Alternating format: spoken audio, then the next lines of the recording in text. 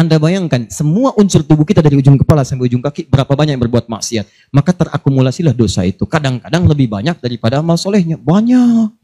Seperti tangan tadi diangkat. Pertanyaan saya, di sini inti bahasan kita.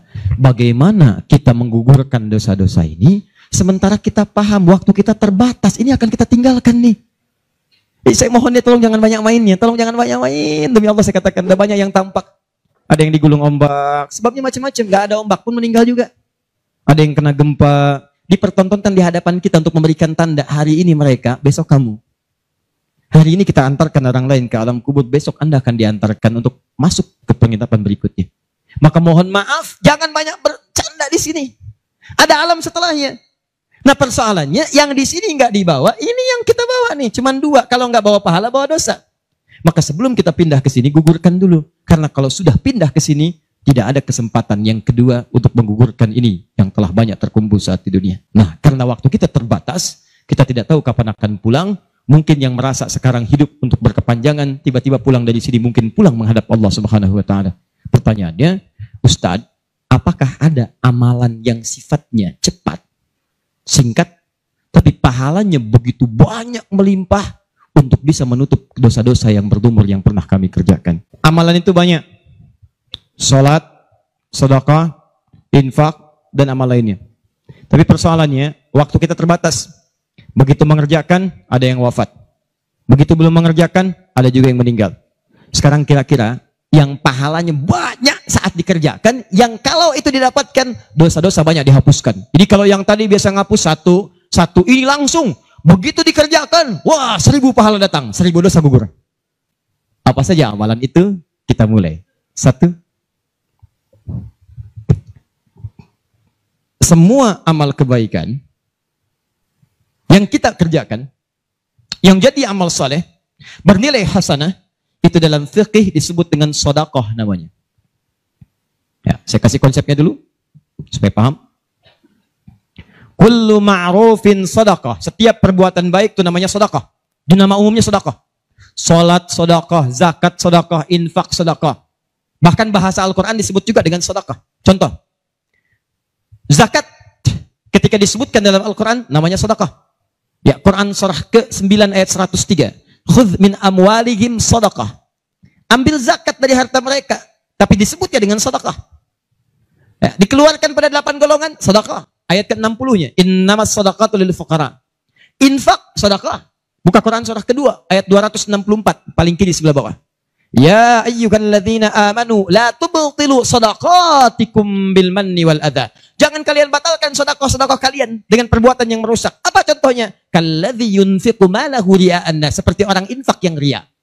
Jadi infak disebut dengan sedekah. Di semua perbuatan baik kita, salat kah, haji kah, umrah kah, puasa kah, semua namanya sedekah dalam fikih. Nah, sedekah ini kemudian oleh Nabi dibagi kepada 2 bagian. Ya. 1, ada sedekah yang saat dikerjakan itu pahalanya terus ngalir tuh. Terus mengalir. Bahkan dahsyatnya, maaf sekali, orangnya wafat pun tuh pahalanya terus datang sampai dengan kiamat. Di sepanjang di muka bumi ini belum kiamat, maka pahala akan terus datang, ngalir. Dalam bahasa Arab sesuatu yang mengalir disebut dengan jariyah. Maka muncul istilah sedekah jariyah. Sedekah jariyah. Ya, maaf, asalnya bukan amal jariyah, sedekah jariyah. Ya, sedekah jariyah, bukan istilahnya amal jariyah. Sekarang kalau mau nyebut amal jariyah pun dibenarkan. Cuma kalau di Arab, amal jariyah itu begini nih. Ya, kalau di Arab sekarang, antum jalan, tiba-tiba sedang ada perbaikan, ada lubang. Maka sedang diperbaiki ini, ada tulisan kasih papan, afwan amal jariyah, amal jariyah. Maaf, ada pekerjaan jalan mengganggu Anda lewat. Di Arab itu amal jariyah itu pekerjaan sedang berlangsung mengganggu orang lewat. Sekarang begitu. Ya. Makanya kalau ada orang naik ke bis bawa kotak gitu kan, mau minta-minta maaf Pak, amal jariyah, betul, ganggu orang lewat. Ya. Benar secara bahasa, tapi secara makna ini yang paling tepat. Yang kedua, ada yang sifatnya sedekah thabitah. Yang pahalanya berhenti di situ, tetap selesai seketika. Thabitah. Jadi begitu Anda kerjakan, dapat pahala. Sampai situ aja. Begitu selesai pekerjaan, selesai pahalanya. Thabitah, tetap selesai di situ. Maka, kalau kita ingin cerdas, kata para ulama, semua dosa-dosa kita ingin dihapuskan, ditutup. Dihapus, hapus. Maka Anda mesti keluarkan apa saja jenis-jenis sedekah jariyah itu. Supaya ketika selesai kita kerjakan, pahalanya tetap mengalir untuk menutup dosa-dosa kita. Maka kita akan fokus kepada amalan-amalan yang ini, yang saat dikerjakan, pahalanya terus mengalir. Tapi jangan lupa, hati-hati, yang ini pun dibagi dua lagi. Awas. Pelan-pelan, jadi kita sepakati kita ambil yang ini satu, untuk malam ini. Yang kedua, yang ini. Ini pun dibagi dua lagi. Ada amalan sedekah tsabitah saat dikerjakan, pahalanya datang saat itu. Tapi yang paling menarik, ada nilainya kecil, ada nilainya besar. Banyak. Jadi kalau dikerjakan, ada yang nilainya cuma 10 aja. Tapi ketika Anda kerjakan yang kedua ini, ada yang 700, ada yang 70.000, ada yang 700.000, sekali dikerjakan. Sekarang kita akan keluarkan amalan apa saja yang saat dikerjakan itu pahalanya melewati batas yang standar ini. Jadi saat dikerjakan bukan 10 poinnya, tapi lebih daripada 10. Amalan apa saja itu pada sedekah tsabitah dan amalan apa saja yang jariyah yang kita bisa keluarkan dan menggugurkan dosa-dosa kita. Sepakat sampai sini? Baik. Satu. Kita langsung ke poinnya. Untuk yang sedekah tsabitah, amalan standar yang tetap.